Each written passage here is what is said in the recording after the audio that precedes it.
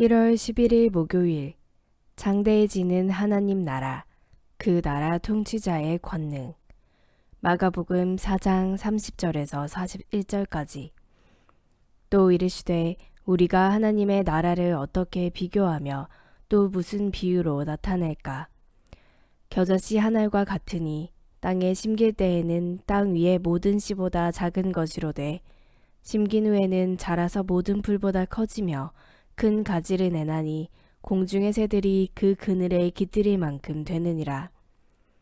예수께서 이러한 많은 비유로 그들이 알아들을 수 있는 대로 말씀을 가르치시되 비유가 아니면 말씀하지 아니하시고 다만 혼자 계실 때에 그 제자들에게 모든 것을 해석하시더라.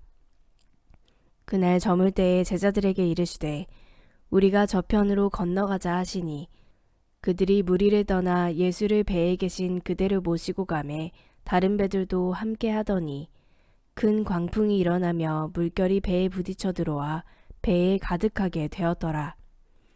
예수께서는 고물에서 베개를 베고 주무시더니 제자들이 깨우며 이르되 선생님이여 우리가 죽게 된 것을 돌보지 아니하시나이까 하니 예수께서 깨어 바람을 꾸짖으시며 바다더러 이르시되 잠잠하라 고요하라 하시니 그 바람이 그치고 아주 잔잔하여지더라.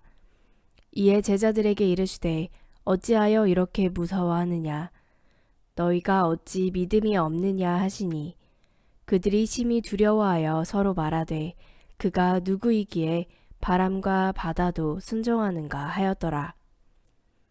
오늘의 말씀 요약 예수님은 땅에 심긴 작은 겨자씨가 자라 공중의 새들이 그 그늘에 깃들일 만큼 커지는 비유로 하나님 나라를 설명하십니다.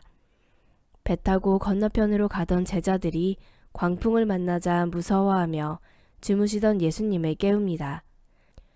예수님은 바람과 바다를 잠잠하게 하시고 제자들의 믿음 없음을 나무라십니다.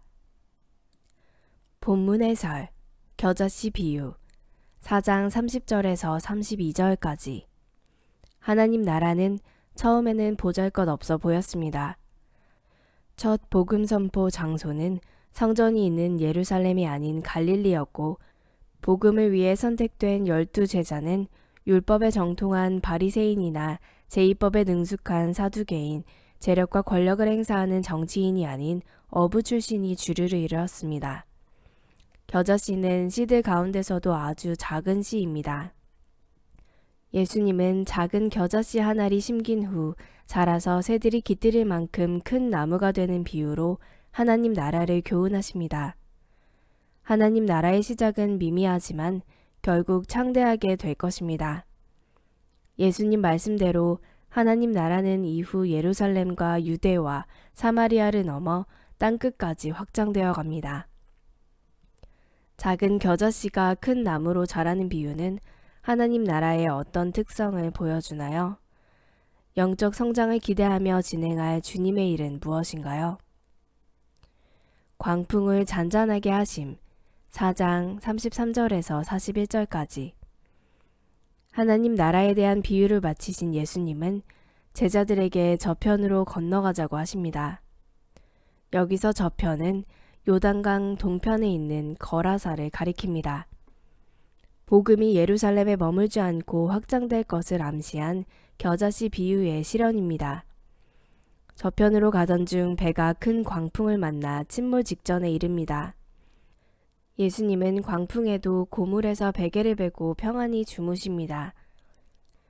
깨어 일어나신 예수님이 바람과 바다를 꾸짖어 잠잠하라 고요하라 라고 말씀하시자 바람이 그치고 잔잔해집니다.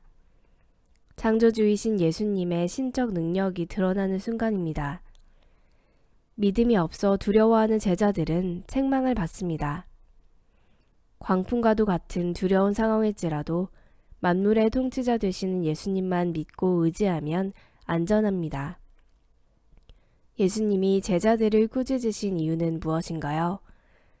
나는 감당할 수 없는 이 어려움 속에서 무엇을 가장 먼저 생각하거나 떠올리나요?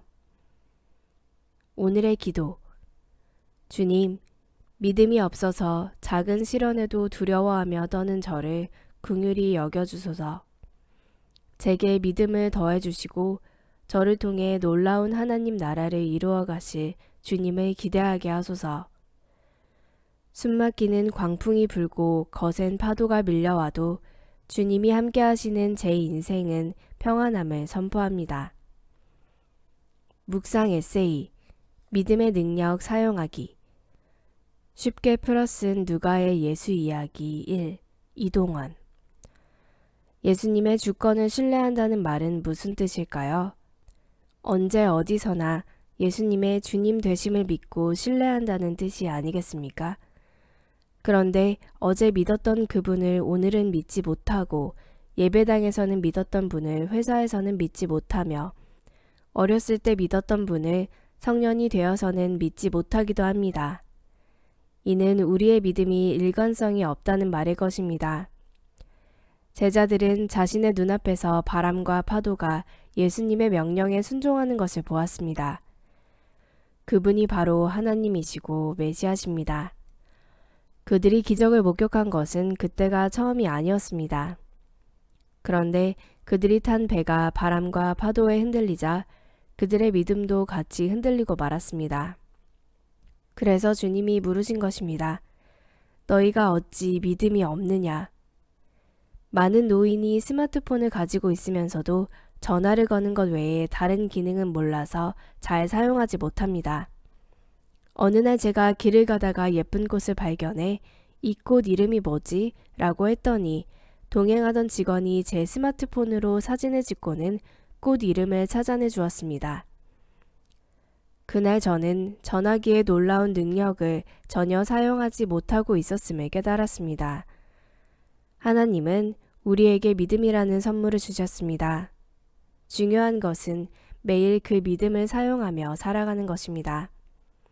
오늘 당신은 믿음의 능력을 사용해 인생을 항해하고 있습니까? 한절 묵상. 마가복음 4장 38절. 걱정과 염려는 성도의 믿음을 무너뜨려 눈에 보이는 것을 전부로 여기게 합니다. 또한 상황에만 집중하게 해서 나와 함께 하시는 예수님을 기억하지 못하게 합니다. 그러나 겁에 질리고 염려에 사로잡혀 우리가 주님을 못 볼 때도 주님은 여전히 우리를 보고 계십니다. 주님을 신뢰하지 못할 때도 주님은 그분의 백성과 함께 하십니다. 인생의 거친 풍랑을 견디는 힘은 잘 될 것이라는 확신이 아니라 주님이 나와 함께 하신다는 사실입니다.